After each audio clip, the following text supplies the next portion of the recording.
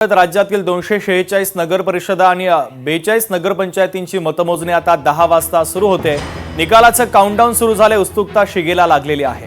हिंगोलीमध्ये थेट जातोय गजानन वाणी, आमचे प्रतिनिधी जोडले जात आहेत। गजानन, हिंगोलीमध्ये कोणाकोणामध्ये प्रतिष्ठेची लढत होती आणि कोणते महत्त्वाचे मुद्दे होते? प्रशासनाच्या वतीने आता अंतिम टप्प्यामध्ये तयारी आलेली आहे, अधिकचे अपडेट नेमके काय आहे?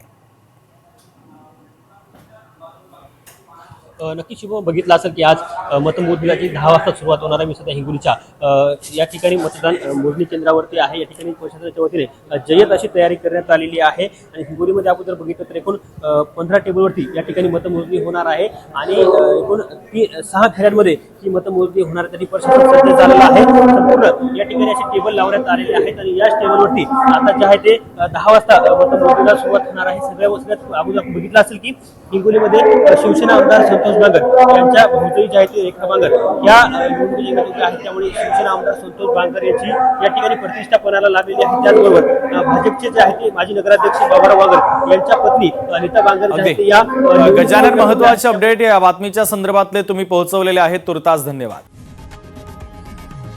लोकशाही मराठी ऐका, पहा, जागरूक रहा।